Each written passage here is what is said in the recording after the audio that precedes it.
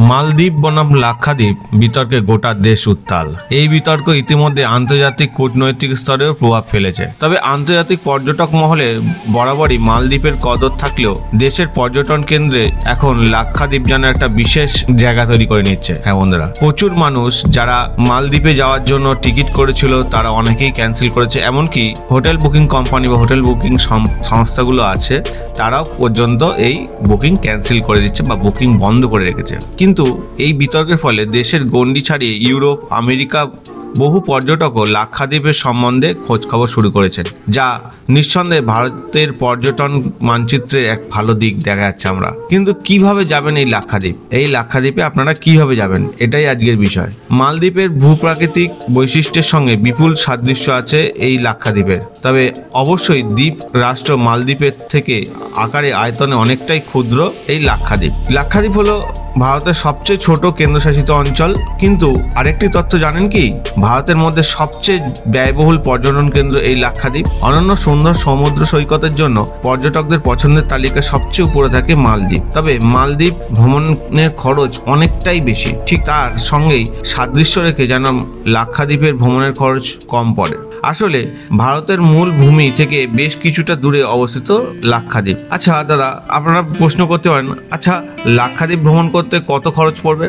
ভারতের অংশ হলেও লাক্ষাদ্বীপে কিভাবে পৌঁছতে হবে সেটা যখনই জানতে পারবেন তখনই বুঝবেন কেন এখানে ঘুরতে যাওয়ার খরচ দেশের অন্য যে কোনো অংশের থেকে বেশি। ভারতের মূল ভূমি থেকে লাক্ষাদ্বীপ যাওয়ার জন্য মূল বেস পয়েন্ট হিসাবে আমরা এটা মনে করি সেটা কেরালার কোচি শহরে। একমাত্র এখান থেকেই প্লেনে করে লাক্ষাদ্বীপের অগাত্তি ও বাঙ্গারাম দ্বীপে পৌঁছতে পারবেন। তবে এই ফ্লাইটের ভাড়া যেমন বেশি তেমনই বিমানের আসন সংখ্যা কম। সে সঙ্গে বিশেষ অনুমতি ছাড়া এই ফ্লাইটে চড়তে পারবেন না আপনি। অক্টোবর থেকে মে এই 8 মাস জুড়ে পর্যটকরা কোচি থেকে জলপথে কাবারাত্তিতে পৌঁছাতে পারেন এবং তারপর ভরা বর্ষার লাক্ষাদ্বীপে পর্যটনের মরশুমে সাধারণত বন্ধ থাকে।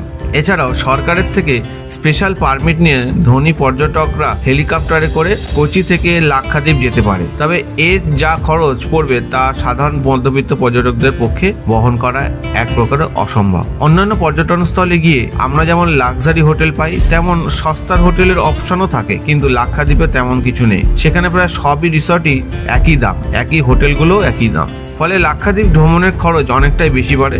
যদি 4 জনের একটি দল বা পরিবারের 4 জন যদি সাদা বালির এই অনন্য সুন্দর সৈকতে ঘুরতে যান, সেক্ষেত্রে মাথাপিছু প্রায় 25,000 টাকা খরচ পড়বে। অর্থাৎ 4 জনের একটি ছোট দলের মোট খরচ হয়ে যাবে 1 লক্ষ টাকা। তবে লাক্ষাদ্বীপ ঘুরতে যাওয়ার চাহিদা যে অনুপাতে বাড়ছে, তবে আগামী দিন এই খরচ আরও বেশ কিছুটা বেড়ে যেতে পারে। মাথায় রাখবেন, লাক্ষাদ্বীপে ঘুরতে যাওয়ার জন্য আগে থেকে প্লেন বা জাহাজের টিকিট, রিসর্ট বা হোটেলের বুকিংও করে ফেলতে হবে, কারণ পারমিটের জন্য এই সমস্ত নথি জমা দিতে হয়। আর সেক্ষেত্রে ভ্রমণের 15 দিন আগেই আপনার হাতে এসে পৌঁছবে লাক্ষাদ্বীপের প্রবেশের অনুমতিপত্র বা পারমিট। তবে আমরা যেটা মনে করেছিলাম লাক্ষাদ্বীপ হয়তো সহজ হবে খুব, যেহেতু ভারতের মধ্যে লাক্ষাদ্বীপ যেহেতু পর্যটন কেন্দ্র হিসাবে খুব যাওয়া সহজ এবং খরচাও খুব কম হবে, কিন্তু সেটা না। কিন্তু সাধারণ মানুষের পক্ষে একটু না, অনেকটাই ব্যয়বহুল। তবে আগামী দিন যদি সরকার বিভিন্ন জনের যাওয়ার যে খরচ, মেন ব্যাপার এখানে খরচাটা হচ্ছে লাক্ষাদ্বীপ পৌঁছানোর খরচ, সেটা যদি সরকার বিভিন্ন ধরনের সুযোগ সুবিধা এনে দেয়, যে ক্ষেত্রে এই লাক্ষাদ্বীপ পৌঁছানোর যে খরচাটা যেটা সবচেয়ে বেশি পড়ে সেটা যদি কমে যায়, এবং তাহলে পর্যটন কেন্দ্র আর একটু বাড়বে। আশা করি আপনাদের এই তথ্যটা ভালো লেগেছে, ভালো লাগবে। যদি ভালো লাগে অবশ্যই ভিডিওটাকে শেয়ার করুন, চ্যানেলটাকে সাবস্ক্রাইব করুন। অনেক আপডেটেড টপিক, ভাইরাল টপিক এবং বিভিন্ন ধরনের গভর্নমেন্ট রিলেটেড তথ্য এই চ্যানেলে দেওয়া হয়। অবশ্যই চ্যানেলটাকে সাবস্ক্রাইব করে রাখুন। সবাই ভালো থাকুন, সুস্থ থাকুন, টাটা।